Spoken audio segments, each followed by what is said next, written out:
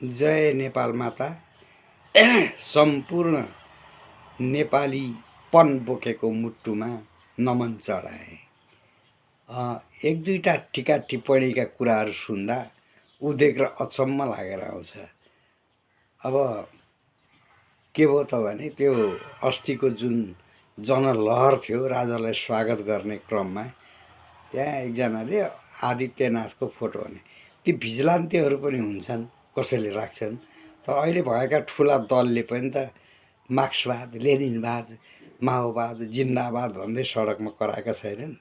तर त्यो मासले त आदित्यनाथ जिन्दाबाद त भनेनन्। भने त त्यहाँ त केही भनेनन्।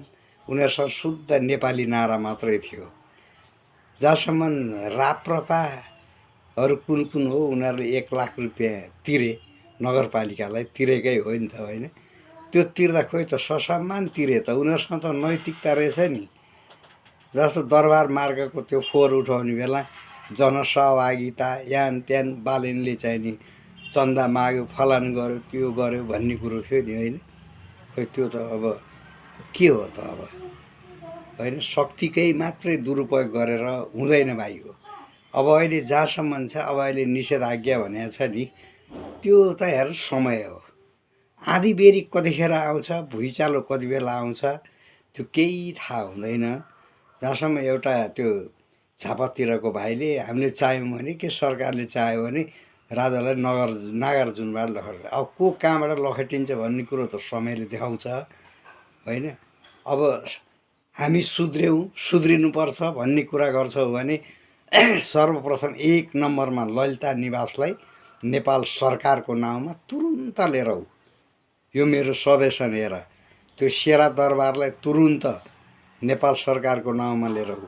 गोकर्ण रिसोर्ट त्यो के भएको हो, त्यसलाई छानबिन गर। त्यो समझदारी हुन्छ हुँदैन, सम्झौता हुन्छ हुँदैन, कहाँबाट के दफा दफा के लौ, त्यसलाई हेर।